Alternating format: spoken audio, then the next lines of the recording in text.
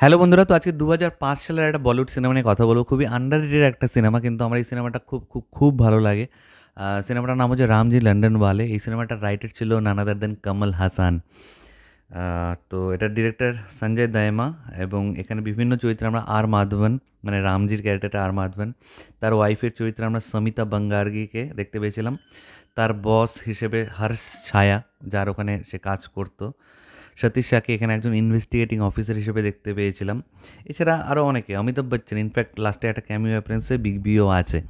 তো সিনেমাটা আমার কেন ভালো লাগে, অ্যাটলিস্ট মানে অনেস্টলি বলছি, এই সিনেমাটা আমার মনে হয় বলিউডের অন্যান্য অনেক সিনেমা থেকে না অনেক বেটার সিনেমা, কিন্তু সেভাবে এটা হাইলাইট করলো না কেউ, বা এই সিনেমাটা নিয়ে কেউ কথাও সেরকম বলে না। যেটা আর মাধবনের অ্যাক্টিং হিসেবে যদি বলি, সুপার পারফরমেন্স দিয়েছে। না, আর মাধবনের যদি আমি টপ 5 সিনেমা বানাই, আমি জানি না, আমি হয়তো এই সিনেমাটা রেখে দেবো সেই টপ 5-এ। আমার এতটা ভালো লাগে এই সিনেমাটা। তো এখানে যে গল্পটা দেখানো হচ্ছে, আর মাধবন সে একজন কুক। সে গ্রামে রান্না করে। তো তার বোনের বিয়ে হচ্ছে, সে বোনের বিয়েতেও সে নিজে হাতে রান্না করেছে, সকলে খেয়ে খুব প্রশংসা করেছে, কিন্তু তার বোনের বিয়েতে সে দহেজ দিতে পারে না, কারণ সে যে প্রসেসে দহেজ নেবে বলছিল সেই প্রসেসটা ফেল করে। এবং তার বোনের শ্বশুরবাড়ির লোকজন তাকে বলে যে যদি আমাকে দহেজ না দাও তাহলে তোমার বোনের কিন্তু এ হবে আর কি। তো আর মাধ্যমের কথা বুঝতেই পারছো, যে ও প্রচণ্ড একটা ফাঁপড়ে পড়ে যায় যে আমার বোনের এখন কী হবে, বোনকে ওরা আবার টর্চার ফর্চার করবে না তো, কারণ আমি তো দহেজের টাকা যৌতুকটা দিতে পারছি না। তখন তার কাছে একটা অফার আসে বিদেশে যাওয়ার, লন্ডনে যাওয়ার, অ্যাজ এ কুক সে যেন যায়। তো আর অগত্যা আর কিছু না পেয়ে যে লন্ডন গেলে সে প্রচুর টাকা কামাবে, সেখান থেকে তার বোনের দহেজটা সে দিতে পারবে। তখন সে লন্ডন চলে যায় এবং সেখানে গিয়ে দেখে যে যার এখানে কাজ করার কথা ছিল সে মারা গেছে। সে তখন কী করবে না করবে, এমন সময় তার হর্ষ ছায়ার সাথে দেখা হয়, যার একটা অলরেডি রানিং রেস্টুরেন্ট আছে। এবং তার ওয়াইফ মিলে, হর্ষ ছায়া এবং তার ওয়াইফ মিলে সেই রেস্টুরেন্টটা চালায়। তাদের একটা ছোটো বাচ্চা আছে, সেই বাচ্চাটা আবার একটু রোগ শোকে ভুগছে আর কি, নর্মাল না, অন্যান্য বাচ্চার মতন না, একটু স্পেশাল চাইল্ড। তো তার সাথে রামজি লন্ডনওয়ালার একটা সুন্দর কেমিস্ট্রি তৈরি হয়। সে বাচ্চাটা অন্য কারো হাতে খাচ্ছিল না, রামজির হাতে খাচ্ছিল। অন্য কারোর সাথে কথা বলছিল না, রামজির সাথে কথা বলছিল। তো তারাও ভাবে যে রামজিকে তারা যদি রাখতে পারে, এবং রেস্টুরেন্টে তারা উইদাউট ওয়ার্ক ভিসা তারা কাজ করতে শুরু করে। মানে রামজি ওখানে শেফের কাজ করতে শুরু করে, কিন্তু তার কিন্তু ওয়ার্ক পারমিট ছিল না। তো অনেক পুলিশের সন্দেহ হয়। এভাবে এগোতে এগোতে তখন বলা হয় যে একে ওয়ার্ক পারমিট দিতে গেলে একে এখানকার কোনো মেয়ের সাথে বিয়ে দিতে হবে। তখন সেখানেরই মানে হর্ষের একটা বন্ধু আছে, যে অ্যাকচুয়ালি মেইন নেগেটিভ ক্যারেক্টার, তার যে গার্লফ্রেন্ড ছিল, তার সাথে অ্যাকচুয়ালি রামজি লন্ডনওয়ালের বিয়ে দেয়, রামজি আর মাধবনের ক্যারেক্টারটার বিয়ে দেওয়া হয়।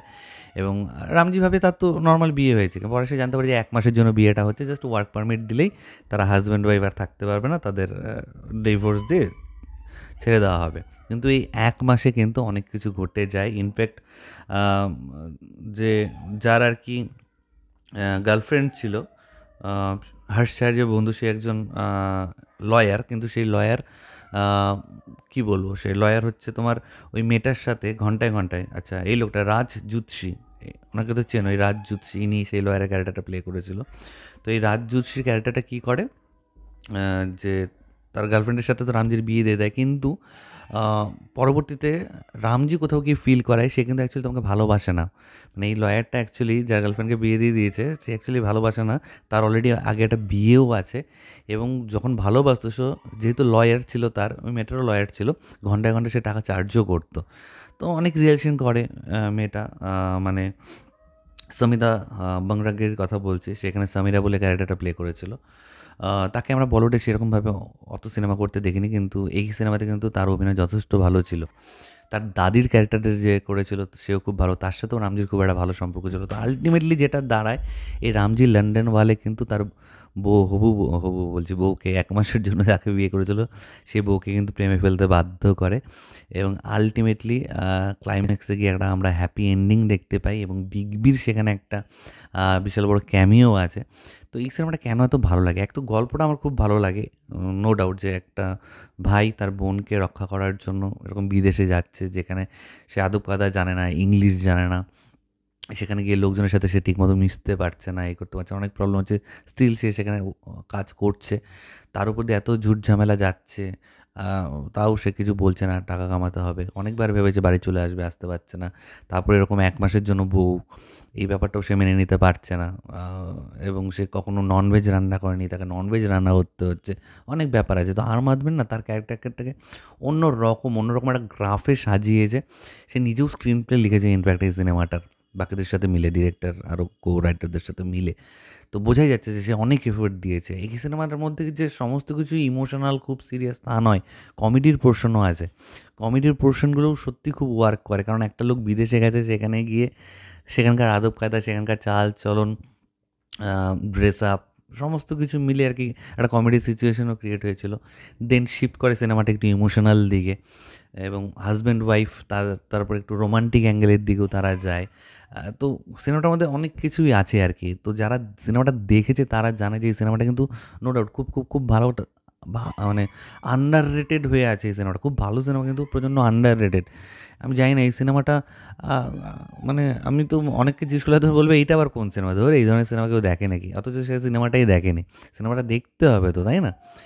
তো আমি তোমাদেরকে রেকমেন্ড করবো, তোমরা যদি এই সিনেমাটা একটু সময় বার করে দেখতে পারো, দেখবে খুব খুব খুব ভালো লাগবে। আর মাধবনের তো আমরা সকলেই ফ্যান, এত ট্যালেন্টেড একজন অভিনেতা, এখানে দেখবে তার পারফরমেন্স খালি। ঠিক আছে, হয়তো অনেক ভুল ভ্রান্তি আছে, অনেক কিছু আছে, অনেক লজিকেও হয়তো অনেক জিনিস খাটবে না, কিন্তু যে গল্পটা যে ফ্লোতে চলেছে, দেখতে কত ভালো লাগছে। তুমি কানেক্ট করতে পারবে, দেখে মনে হবে যে না এরপরে কী হবে, এরপরে কী হবে, এই ব্যাপারটা ওই সিনেমাটার মধ্যে আছে। তো এটাই তোমাদের সাথে শেয়ার করার ছিল। রামজি ল্যান্ডেলওয়ালে যারা দেখেছো নিচে কমেন্ট করে জানাও তোমাদের এই সিনেমাটা কার কেমন লাগে। যারা দেখোনি তাদেরকে রিকোয়েস্ট করছি দেখার জন্য একবার, তারপরে কমেন্ট করো যে তোমাদের টাইমটা আমি নষ্ট করলাম নাকি। তো ভিডিওটা ভালো লাগলে লাইক করার সাথে একদম ভুলো না। চ্যানেলটাকে যারা প্রথমবার দেখছো, নিচে যে রেড সাবস্ক্রাইব বাটনটা আছে সেখানে ক্লিক করে নাও, পাশে একটা বেল আইকন আছে সেখানে ক্লিক করে অল অপশানে ক্লিক করে নাও। ঠিক আছে বন্ধুরা, ভালো থেকো সবাই, সাবধানে থেকো সবাই, love you all, take care.